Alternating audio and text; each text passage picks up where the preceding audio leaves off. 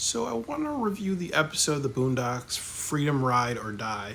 And I do want to say that, I do like this episode. This is actually one of my favorite episodes of the fourth season. But there's definitely a lot of ups and downs. So in this episode, what happens is that it's another story about Robert's past, and he's actually forced to be part of a group of freedom fighters during the 1950s. And I think the first issue you see in this episode is that you can't, even though there are people in this episode saying that Robert was there with them. There, and I think they said it was in 1961. There's still a lot of inconsistency about Robert's past because he looks very, very young in this. And just remember, in Wingman, it says that he was a pilot during World War II. I can imagine him being a teenager, he probably 18, 19, 20, and I think they took people around 16 years old. So it kind of, so if he's say maybe 16 and in maybe 1945 and 44 in World War II, he would have had to be born in 1928. So, he's probably 33 years old at this time. But they also kind of illustrate with how Robert recalls his past and other things like that. There may be a sense of him either being a habitual liar or he may have dementia, but he is definitely a habitual liar because he definitely will lie or exaggerate things just like he does on his dating profile just because he wants to what's the word, feel like a bigger deal than he actually is.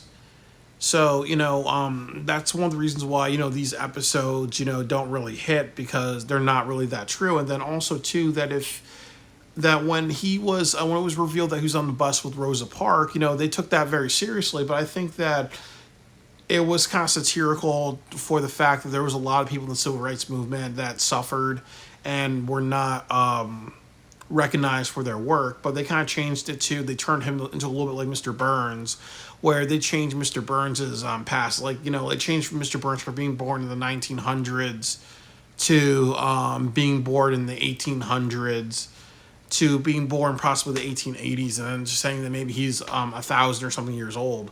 So that consistent changing of the plot, changing of the timeline is not good. Or the greatest example of it is in The Simpsons, how Marge and Homer graduated in the late 70s, but they changed it to them graduating high school and having Bart in the 1990s because they wanted to change the storyline. So you can't really feel for Robert because of the break of continuity.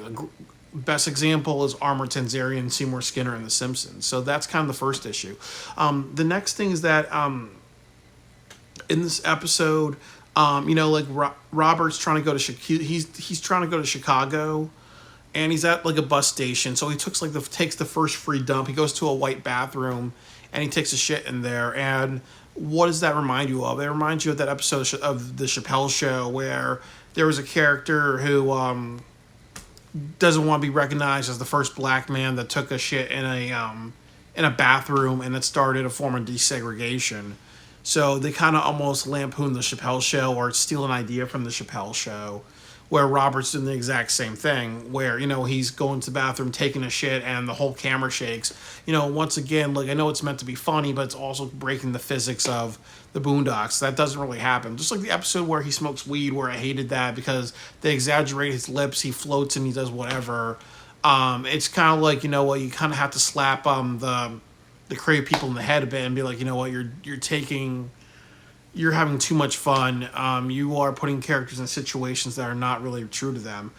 And what happens is that instead of getting he outruns the manager of the bus stop because he doesn't want to get killed or whatever. So he goes on the wrong bus. Instead of going to Chicago, he goes down south with the freedom fighters. And what happens is when they get off the bus, there's this woman that's being attacked, and the philosophy of the freedom fighters is, you turn the other cheek, you don't fight, you don't do whatever. And they're being attacked, and Robert's taking off his belt, and he's going he's like Indiana Jones.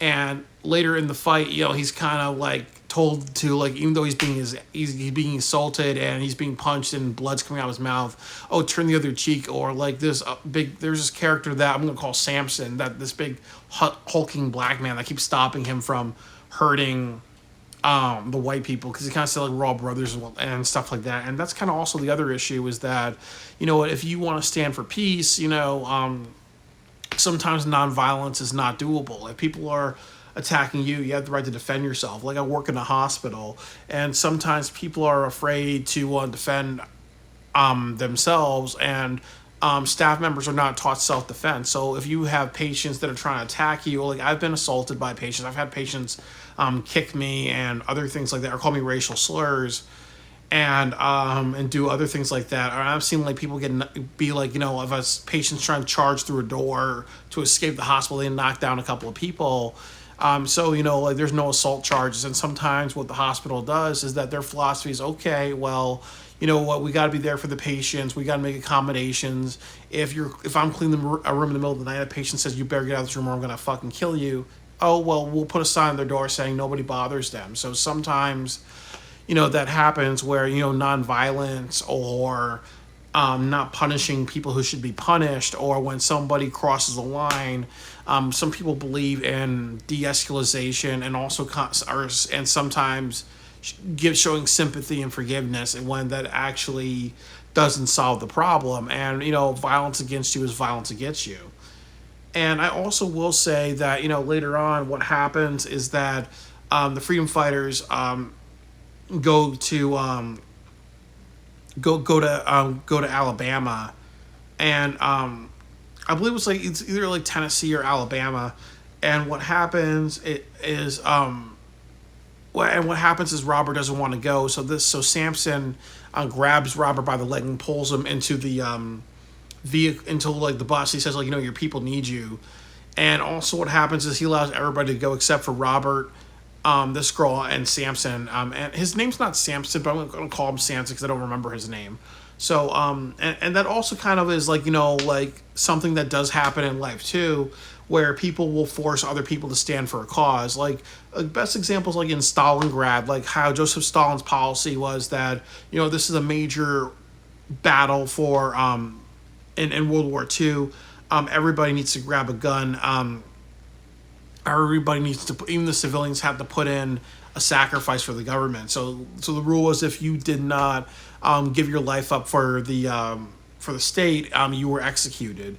And there's also things like that happened during the civil rights movement, where like Ruby Bridges is a classic example. Like, she was a little girl going to a public school in the during and I think in Arkansas during the civil rights movement, but she kind of was threatened, spat upon. People were threatening to kill her, and she suffered from anorexia and other issues. Like, I've seen like the movie about her, but it was more like her parents forced her to do it and saying, like, you know, you have to do it for all black people.